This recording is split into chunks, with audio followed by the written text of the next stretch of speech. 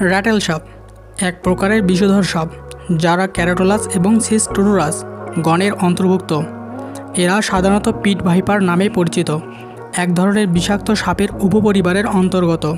এদের লেজের প্রান্তে একটি বিশেষ অঙ্গ থাকে যা র্যাটল নামে পরিচিত। যখন সাপটি নড়াচড়া করে তখন এই অঙ্গটি একটি শব্দ তৈরি করে, যা থেকে এদের এই নামকরণ করা হয়েছে।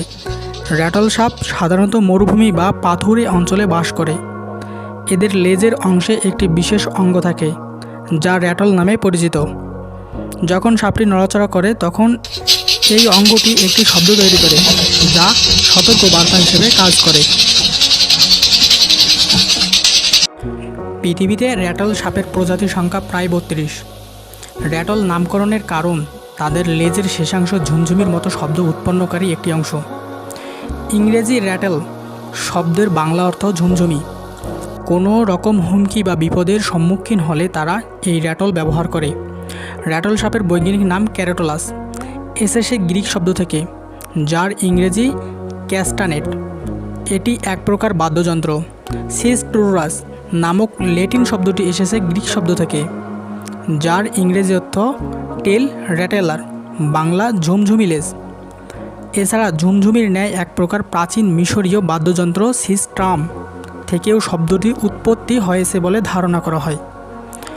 বেশিরভাগ র্যাটল সাপ বসন্তকালে প্রজননে অংশ নেয়। কিছু প্রজাতি ডিম পাড়ে, এছাড়া সব প্রজাতি সরাসরি বাচ্চা জন্ম দেয়। বাচ্চা সাপ জন্ম থেকেই আত্মনির্ভরশীল। জন্মের পর তাদের মায়ের সংস্পর্শের প্রয়োজন হয় না এবং জন্মের পর মা সাপও বাচ্চার সাথে থাকে না।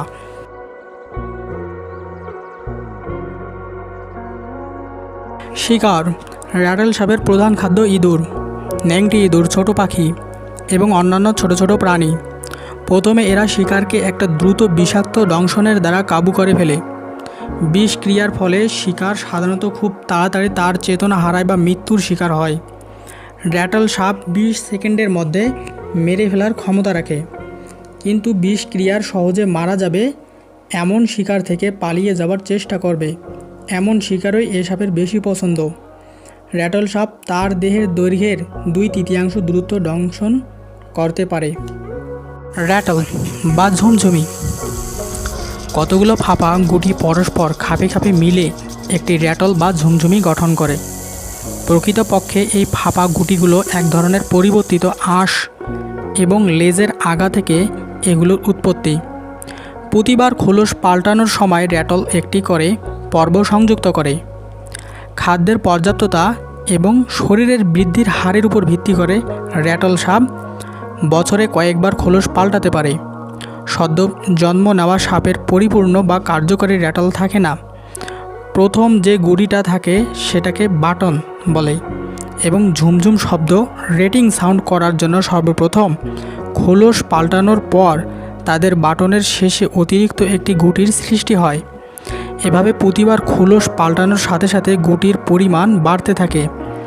প্রাপ্তবয়স্ক সাপ বিভিন্ন সময়ে তাদের র্যাটল হারাতে থাকে, কিন্তু সচরাচর প্রতিবার খোলস পাল্টানোর সময় র্যাটল পাল্টাতে দেখা যায়।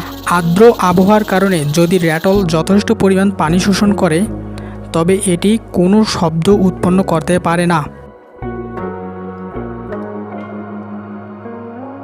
আমাদের পরিচিত ঝুমঝুমি বা ঝুনঝুনি অথবা মারাকাগুলো একটি বিশেষ খোলসের মধ্যে আটকানো কিছু ধাতব গোলক বা নুড়ি পাথর সমন্বয়ে তৈরি, যা ঝাঁকালে এই ঝুমঝুম শব্দ তৈরি হয়। আর এই একই ধরনের শব্দ র্যাটেল স্নেক তার এই র্যাটেল বা ঝুমঝুমের মাধ্যমে তৈরি করে ফেলে। তবে আশ্চর্যের বিষয় হলো ওদের এই ঝুমঝুমির পর্যবেক্ষণ করলে দেখা যায় যে আমাদের পরিচিত ঝুমঝুমির ভিতর শক্ত পদার্থগুলো মতো কোনো পদার্থ এই বিশেষ ঝুমঝুমির ভিতর অনুপস্থিত। আমাদের প্রশ্ন হলো ফাঁপা খোলসের অংশগুলো কিভাবে এ ধরনের শব্দ তৈরি করে। যদি র্যাটলের অংশগুলোর মাঝামাঝি কেটে ফেলা হয় তবে খেয়াল করলে দেখা যাবে যে উপরের অংশটির সাথে আগের অংশটির সংযুক্তির জায়গায় প্রায় সমান হলেও আকার বা টপ অংশটির একে অপরের থেকে ভিন্ন বা ছোট হয়ে থাকে। সেজন্য উপরের অংশগুলো কিছুটা ঢিলা অবস্থায় একে অপরের সাথে জুড়ে থাকে। অর্থাৎ র্যাটেলের অংশগুলি খুবই ঢিলা অবস্থায় একে অপরের সাথে সংযুক্ত থাকে, আর সেজন্য এগুলো আলাদা আলাদাভাবে নাড়াচাড়া করতে পারে এবং এই নাড়াচাড়া করার সময় যখন প্রতিটি অংশ একে অপরের সঙ্গে সংঘর্ষ হয় তখনই ঝুমঝুম শব্দ তৈরি হয়। আমরা হাত দিয়ে এই র্যাটেলকে নাড়লে যে শব্দ শুনতে পাই, বাস্তবে র্যাটেল স্নেক কিন্তু ঠিক এই ধরনের একই রকম শব্দ তৈরি করে না। আসলে এই র্যাটেলকে আমরা হাত দিয়ে যত দ্রুত নাড়াতে পারি, র্যাটেল স্নেক তার থেকেও প্রচণ্ড গতিতে র্যাটেল নাড়াতে পারে। র্যাটেল স্নেকের র্যাটেল সংখ্যা যত বৃদ্ধি পায় ততই এই শব্দ বাড়তে থাকে, আর এভাবেই র্যাটেল স্নেক তার র্যাটেলের শব্দ তৈরি করতে থাকে।